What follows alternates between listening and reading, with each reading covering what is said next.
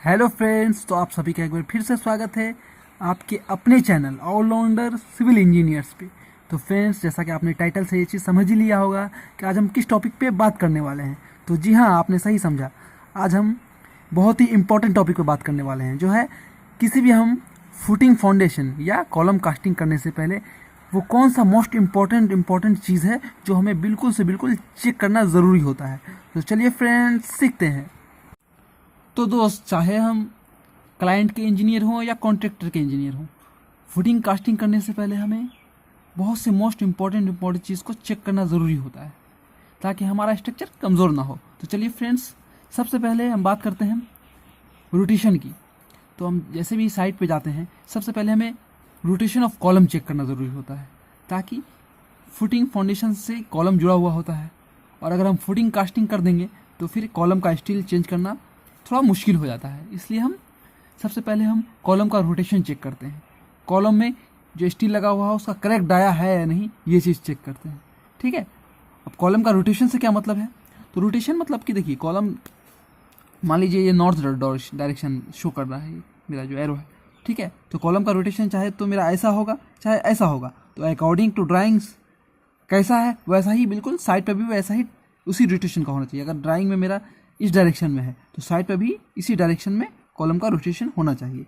ये चीज़ हम चेक कर लिए फ्रेंड्स। हमारा नंबर आता है लेआउट चेक करने का, layout of column and footing. ठीक है फ्रेंड्स। तो लेआउट में हम क्या क्या चीज़ चेक करते हैं? तो लेआउट में मान लीजिए हमारा ये ब्लॉक है जिसमें 4 फुटिंग है, 4 कॉलम है। ठीक है। और हमें इस फाउंडेशन का कास्टिंग करना है। ठीक है। तो यहाँ पे ये सब कंट्रोल पॉइंट है चारों तरफ। ये उस केस में बात कर रहा हूँ जब आपके पास टोटल स्टेशन अवेलेबल नहीं है। तो क्या करेंगे, यहाँ पर कंट्रोल पॉइंट बना रहता है, ये तो आप जानते ही होंगे। इस कंट्रोल पॉइंट से हम धागा बांधते हैं। ठीक है। ऐसा ऐसी धागा बांध दिए, ऐसा ऐसी धागा बांध दिए, ऐसा ऐसी धागा बांध दिए, ऐसा ऐसी धागा बांध दिए।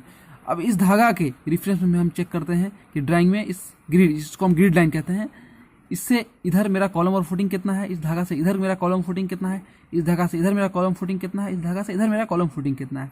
अगर एक्यूरेट अकॉर्डिंग टू ड्राइंग है तो मेरा ये फुटिंग ओके है। समझ गए?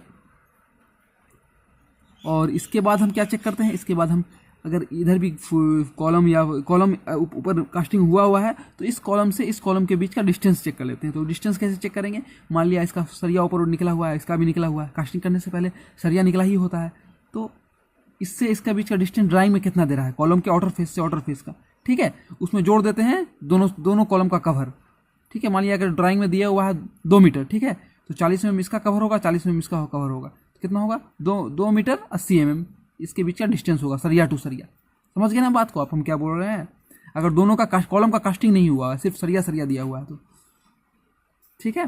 अगर कॉलम का एक कॉलम कास्टिंग हुआ है और इधर का कास्टिंग नहीं हुआ, तब इस दोनों के बीच का डिस्टेंस कैसे हम मेजर करेंगे? तो हम अगर outer face to outer face distance है 2 मीटर, तो हम कितना करेंगे? यहाँ से यहाँ तक का 2 मीटर 40 mm, क्योंकि यहाँ तो कवर कोई कॉलम का कास्टिंग हो चुका है लेकिन इधर कास्टिंग नहीं हुआ है, तो ये 40 mm अंदर चला जाएगा सरिया, क्योंकि कवर नहीं प्रोवाइड है। इसलिए 2 मीटर 40 mm इस यहाँ से यहाँ के बीच का डिस्टेंस होना चाहिए। अगर ऐसा नहीं हो रहा है तो फिर से हम लेआउट को चेक करेंगे और अपने प्रॉब्लम को सही करेंगे। ठीक है फ्रेंड्स। अगर हमारे पास टोटल स्टेशन अवेलेबल है तो हम क्या करेंगे? तो इतना लंबा प्रोसेस करने का कोई ज़रूरत नहीं है। हम फुटिंग का चारों कॉर्नर का कोऑर्डिनेट चेक कर लेंगे। इसका कोऑर्डिनेट, इसका कोऑर्डिनेट, इसका कोऑर्डिनेट और इसका कोऑर्डिनेट चेक कर लेंगे, तो हमारा फुटिंग पता चल जाएगा कि एक्यूरेट पोजीशन पे है या नहीं, इसका एक्यूरेट डायमेंशन है या नहीं। फुटिंग का कोऑर्डिनेट चेक कर लिए, अब कॉलम का भी कोऑर्डिनेट चेक कर लेंगे, चारों कॉर्नर का, इस कॉर्नर का, इस कॉर्नर का, इस कॉर्नर का और इस कॉर्नर का। ये सब ओके है तो हमारा फाउंडेशन समझिए एक्यूरेट पोजीशन पे है और एक्यूरेट डायमेंशन का है। ठीक है। तो हमें लेआउट में क्या क्या चेक करना होता है? पोजीशन चेक करना होता है कि हमारा कॉलम या फुटिंग एक्यूरेट पोजीशन पे है कि नहीं, जहाँ पे उसे होना चाहिए। उसका डायमेंशन सही है या नहीं, डायमेंशन पता चल गया। फिर डिस्टेंस बिटवीन 2 कॉलम, अगर दो कॉलम है, मान लिया नहीं है तो कोई बात नहीं, अगर है तो उसके बीच का जो डिस्टेंस ड्राइंग में बता रहा है वो डिस्टेंस मिल रहा है नहीं, ये चीज़ चेक कर लिए तो हमारा ये समझिए लेआउट वाला सेक्शन ओके हो गया। ठीक है। अब नंबर आता है फ्रेंड्स रेनफोर्स सीमेंट, यानी कि कॉलम में जो स्टील प्रोवाइड किया गया है, फुटिंग में जो स्टील प्रोवाइड किया गया है, उसका चेकिंग करने का। तो फ्रेंड्स, सबसे पहले हम चेक करते हैं कि फुटिंग में जो स्टील प्रोवाइड किया गया है, कॉलम में जो स्टील प्रोवाइड किया गया उसका सही डायामीटर है नहीं, मतलब कि जिस डाया का स्टील प्रोवाइड करना जहाँ पे वो करेक्ट डाया है या नहीं, ये चेक कर लिए। करेक्ट लेंथ चेक करना है कि जो स्टील फुटिंग में दिया हुआ है उसका करेक्ट लेंथ है या नहीं, ठीक है, ये चीज़ चेक कर लिए। इसके बाद चेक करते हैं करेक्ट पोजीशन है कि नहीं स्टील का। स्टील का करेक्ट पोजीशन क्या होता है, तो मान लीजिए हमारा कॉलम का ये लेआउट है, यानी कि लेआउट मतलब होता है मार्किंग, ये राउंड पीसीसी पे मार्किंग, तो ये कॉलम का लेआउट है, ठीक है। तो इसके अंदर हमारा स्टील कितना अंदर होना चाहिए, जितना कवर प्रोवाइड करना है, यानी 40 mm अगर हमको कॉलम में कवर प्रोवाइड करना है तो स्टील हमारा इससे 40 mm अंदर होना चाहिए, ठीक है। इधर भी 40 mm अंदर होना चाहिए, इधर भी 40 mm अंदर होना चाहिए, मतलब कि चारों तरफ से कवर मिलते रहना चाहिए, ठीक है, समझ रहे बात को, चारों तरफ से कवर मिलते रहना चाहिए, मतलब कि और ये रेनफोर्समेंट सेंटर में होना चाहिए, बीच में होना चाहिए। ऐसा नहीं कि एक तरफ कम कवर मिल रहा है, एक तरफ ज़्यादा कवर मिल रहा है, ये सब चीज़ नहीं होना चाहिए। तो ये चीज़ चेक करना भी बिल्कुल ज़रूरी होता है। इसके बाद हम इसका चेक करते हैं, फुटिंग का जो स्टील है उसको भी चेक करना बिल्कुल ज़रूरी होता है कि वो उसमें भी प्रॉपर साइज़ का है, प्रॉपर लेंथ का, प्रॉपर डायमेंशन का स्टील प्रोवाइड किया गया है या नहीं, और वो एक्यूरेट पोजीशन पे है कि नहीं, मतलब कि चारों तरफ से कवर मिल रहा है या नहीं, ठीक है। ऐसा नहीं कि इधर कम कवर मिल रहा है, इधर ज़्यादा कवर मिल रहा है, इधर कम कवर मिल रहा है, इधर ज़्यादा मिल रहा है, तो वो गलत हो जाएगा, बिल्कुल सेंटर में होना चाहिए, ठीक है फ्रेंड्स। तो ये करेक्ट पोजीशन चेक हो गया। अब पोजीशन चेक करने के बाद हम क्या चेक करेंगे, इसके बाद हम चेक करेंगे spacing and number of bar. Spacing क्या है, स्पेसिंग मतलब कि फुटिंग में जो स्टील प्रोवाइड करते हैं ऐसे प्रोवाइड करते हैं, उसके बीच का कुछ डिस्टेंस होता है, तो वो बिल्कुल एक्यूरेट अकॉर्डिंग टू ड्राइंग है या नहीं, ये चीज़ चेक करना बहुत ही ज़रूरी है, ठीक है। और नंबर ऑफ बार्स मतलब तो बीबीएस में ये भी बता दिया था है कि अकॉर्डिंग टू लेंथ कितना बार लग रहा है और अकॉर्डिंग टू ब्रेथ कितना बार लग रहा है, अकॉर्डिंग टू स्पेसिंग। तो मान लिया अगर स्पेसिंग है कुछ लेंथ है तो उसके कुछ नंबर ऑफ बार्स में लगेंगे, तो बीबीएस में बता दिया जाता है, तो वो भी हम चेक कर लेते हैं कि उतना बार लगा हुआ है या नहीं, ठीक है। तो ये नंबर ऑफ बार हो गया। अब एक्यूरेसी इन बार बेंडिंग मतलब क्या हुआ, एक्यूरेसी इन बार बेंडिंग मतलब कि हमारा जो ये कोई स्टील लगा हुआ है बिल्कुल स्ट्रेट है नहीं, ऐसा नहीं कि जिग जैक लगा दिया है, मतलब कुछ स्टील बाइंडर ऐसा कर देते हैं, तो ये चीज़ चेक करना बहुत ज़रूरी है। और उसमें जो प्रॉपर जिसको जो बांधते हैं, बेंडिंग करते हैं वायर से, वो सही है या नहीं, ये चीज़ भी चेक करना बहुत ही ज़रूरी है। अब ये चीज़ चेक करने के बाद आता है फ्रेंड्स शटरिंग चेक करने का। तो फ्रेंड्स शटरिंग की चेक करने का तरीका बताने से पहले हम आपको एक चीज़ बता दें कि आप हमारे इस वीडियो को अगर आपको अच्छा लग रहा है तो ज़रूर से ज़रूर तुरंत अभी लाइक कीजिए, अपने राय कमेंट्स बॉक्स में दीजिए और वीडियो को अपने दोस्तों के साथ शेयर कीजिएगा। और फ्रेंड्स अगर आपको ये चैनल सही लग रहा है, इसमें अच्छे वीडियो आपको लग रहे हैं इसके, तो प्लीज़ चैनल को सब्सक्राइब कर लीजिए और नोटिफिकेशन बेल आइकन भी दबा दीजिए ताकि आपको नए वीडियो का नोटिफिकेशन मिल सके। तो चलिए फ्रेंड्स आते हैं अपने टॉपिक पे, ठीक है फ्रेंड्स। तो शटरिंग में क्या चेक करते हैं, तो शटरिंग में सबसे पहले हम ये चेक करते हैं करेक्ट डायमेंशन। करेक्ट डायमेंशन मतलब कि हमारा मान लिया 2 मीटर बाई 2 मीटर का फुटिंग, ठीक है, तो इसका चेक करना होता है यहाँ से यहाँ तक 2 मीटर है या नहीं, यहाँ से यहाँ तक 2 मीटर है या नहीं, वो चेक कर लिए, चारों तरफ चेक कर लिए, जहाँ जहाँ जो डायमेंशन बता रहा है वो चेक कर लिए, हाइट कितना बता रहा है वो चेक कर लिए, तो वो करेक्ट डायमेंशन चेक कर लिए, ठीक है। शटरिंग का करेक्ट डायमेंशन के बाद करेक्ट पोजीशन चेक किए। करेक्ट पोजीशन मतलब क्या होता है, करेक्ट पोजीशन का मतलब होता है पीसीसी पे हम मार्किंग करते हैं, लेआउट करके मार्किंग करते हैं, ठीक है, तो उस मार्किंग के ऊपर है या नहीं हमारा शटरिंग। ऐसा नहीं कि डायमेंशन तो सही है लेकिन घसका हुआ है, ऐसे यहाँ पे मतलब मार्किंग यहाँ है हम ऐसे लगा दिए, यहाँ पर लगा दिए, तो ऐसा नहीं, बिल्कुल एकदम मार्किंग के बराबर होना चाहिए, मार्किंग पे होना चाहिए क्या, शटरिंग का बोर्ड, ठीक है। तो करेक्ट पोजीशन चेक कर लिए।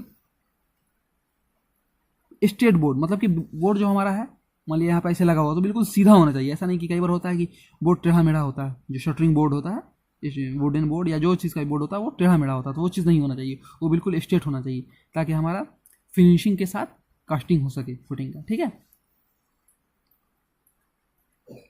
Straight board. उसके बाद क्या हम चेक करते हैं, नंबर आता है इनफ सपोर्ट। मतलब क्या, इनफ सपोर्ट मतलब हम जो शटरिंग के चारों तरफ आप देखे होंगे कि सपोर्ट प्रोवाइड करते हैं कि ताकि हमारा शटरिंग बिल्कुल सही पोजीशन पे टिका रहे, उसमें वाइब्रेटर मारने पे, कंक्रीट डालने पे वो गिरे पड़े नहीं, ठीक है।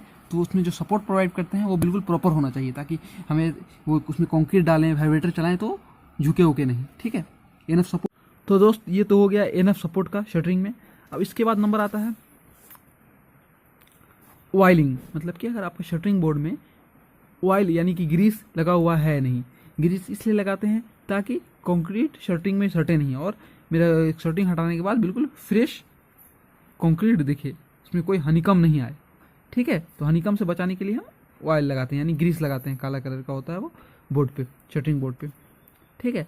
तो ये चीज़ तो शटरिंग का चेकिंग हो गया फ्रेंड्स। अब इसके बाद अब नंबर आता है लेवल मार्किंग, यानी कि शटरिंग बोर्ड पे हम फुटिंग के थिकनेस के अकॉर्डिंग, जितना फुटिंग का थिकनेस है यानी मोटाई है, उसके अकॉर्डिंग हम लेवल मार्किंग कर देते हैं कि उतना ही तक हमको कास्टिंग करना है।